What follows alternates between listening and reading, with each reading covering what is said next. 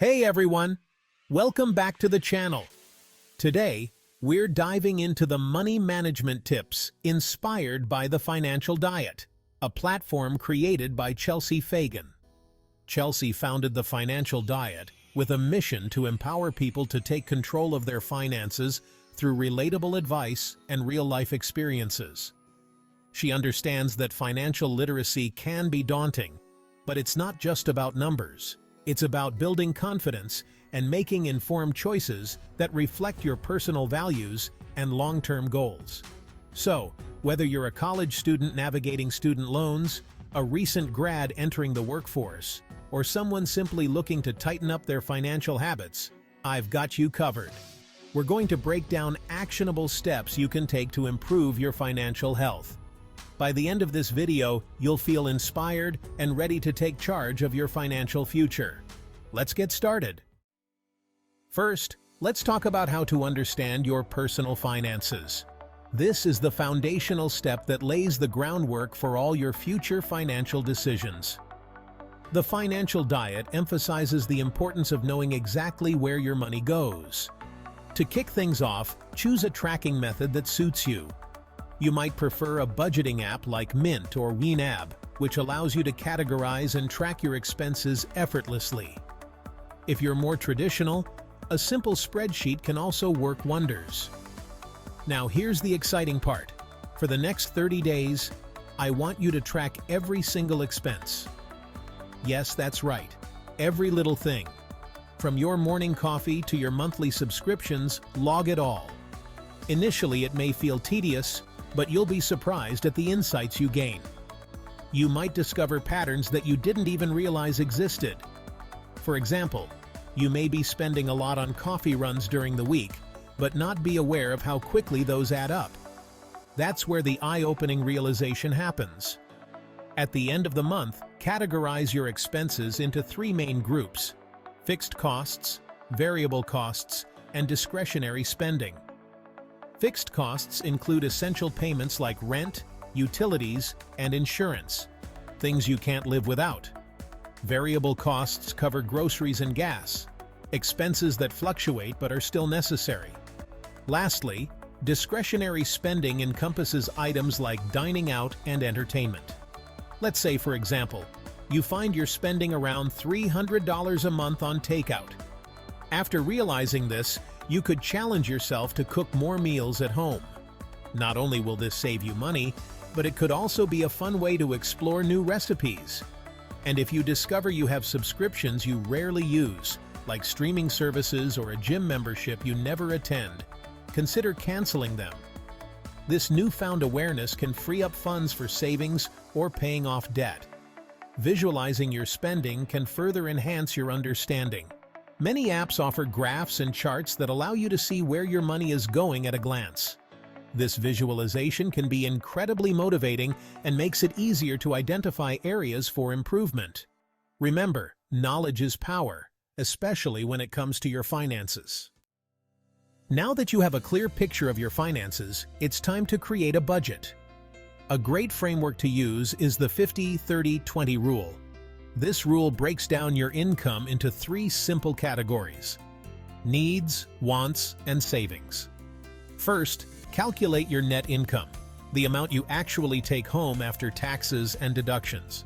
Once you have that number, allocate your funds. 50% should go toward your needs, which cover essential expenses like housing, utilities, groceries, and transportation. To create a detailed budget, start by listing all these essential costs. You might discover that you can save on housing by considering a roommate situation or moving to a less expensive area. Next, let's focus on the 30% allocated for your wants. This category is where you can indulge a bit. Think about your favorite activities, dining out, hobbies, or even subscriptions. It's completely fine to spend on things that bring you joy, but being mindful about it can prevent overspending. Consider setting a monthly limit for discretionary spending. For instance, if you love going out to eat, try to cap it at $150 a month and challenge yourself to find new and affordable restaurants. Finally, The remaining 20% should go into savings and debt repayment. This can include building your emergency fund and contributing to retirement accounts. If you have existing debt, focus on paying off high-interest debts first. Setting up an automatic transfer to your savings account each payday can help you prioritize savings without thinking twice about it. Treat it like a non-negotiable expense. You'll be amazed at how quickly your savings can grow. It's also essential to review your budget regularly. Life changes. Maybe you get a new job or your expenses shift. Schedule a monthly check-in to evaluate how your budget is holding up. Adjust your categories as needed, and don't be afraid to make changes if your financial situation evolves. Next, let's talk about building an emergency fund, your financial safety net. The recommended amount to save is 3 to 6 months' worth of living expenses. This might sound intimidating, but breaking it down can make it manageable. Start by calculating your monthly expenses. Consider rent, groceries, bills, and transportation costs. Once you have this number, set your target for the emergency fund. If saving that amount feels overwhelming, consider starting with a smaller goal, like $500 or even $1,000. That way, you'll build your confidence and have a tangible target. Automate your savings by setting up a recurring transfer from your checking account to your savings account right after payday. This can make saving effortless, and you won't even notice the money is gone. It becomes a habit rather than a burden. Choosing the right account for your emergency fund is equally important. Look for a high-yield savings account that allows you to earn interest while keeping your money easily accessible. This way, your emergency fund is not just sitting there, it's working for you. And remember, this fund is specifically for genuine emergencies. Think unexpected medical expenses, car repairs, or job loss. Avoid using it for non-essential purchases, as this undermines the purpose of the fund. Creating a separate account for your emergency fund can help you resist the temptation to dip into it for non-emergencies. You might also want to keep your emergency fund liquid and easily accessible, as you'll want to be able to use it quickly when you really need it. Now let's move on to managing debt. If you're dealing with student loans, credit card debt, or any other forms of debt, having a solid strategy is crucial. Start by listing all your debts, including the balance, interest rate, and minimum monthly payment for each. This overview will help you understand what you're working with. You can choose between two popular strategies, the avalanche method and the snowball method. With the avalanche method, you focus on paying off the highest interest debt first. This is often the most financially savvy approach, as it saves you money on interest in the long run. For example, if you have a credit card with a 20% interest rate and another with a 10% rate, you'd direct any extra funds toward the higher rate card while making minimum payments on the others. On the other hand, if you find motivation in quick wins, the snowball method might be more appealing. This strategy involves paying off your smallest debts first. The satisfaction of clearing out smaller balances can fuel your momentum and motivate you to tackle larger debts. Don't overlook the option of debt consolidation either. This can involve combining high-interest debts into a single, lower-interest loan or transferring balances to a credit card with a promotional 0% interest rate. Just be sure to read the fine print and check for any fees involved in this process. Also, don't hesitate to reach out to your creditors. Sometimes, simply calling your credit card company or loan provider to negotiate lower interest rates can yield significant savings, especially if you've been a loyal customer with a good payment history. Many creditors would rather negotiate than risk losing you as a customer.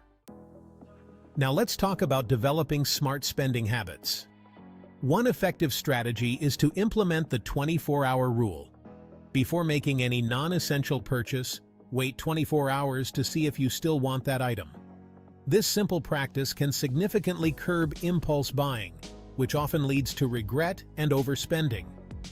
Prioritizing needs over wants is another important principle. Before heading out shopping, make a detailed list of essentials and stick to it. This practice keeps you focused and helps minimize the temptation to splurge on things you don't truly need. You might also want to consider implementing the one-in, one-out rule. Every time you buy something new, think about donating or selling something you already own. This approach helps manage clutter and keeps your spending in check. Planning for sales can be a game changer too. Instead of buying things immediately, create a wish list of items you want and wait for them to go on sale. This practice teaches patience and can lead to significant savings. You can also subscribe to newsletters or follow your favorite retailers on social media to stay informed about sales and promotions. Lastly, always do your research before making purchases. Compare prices online and read product reviews to ensure you're making informed decisions. Use price comparison websites or browser extensions that alert you to price drops. This research can save you money and help you choose quality products that will last. Finally, let's discuss investing for your future. It might seem overwhelming at first, but investing is a crucial part of building wealth. Start by familiarizing yourself with various investment options, such as 401ks, IRAs, stocks, bonds, and mutual funds. Each option has its own benefits and risks, and understanding these will empower you to make informed choices.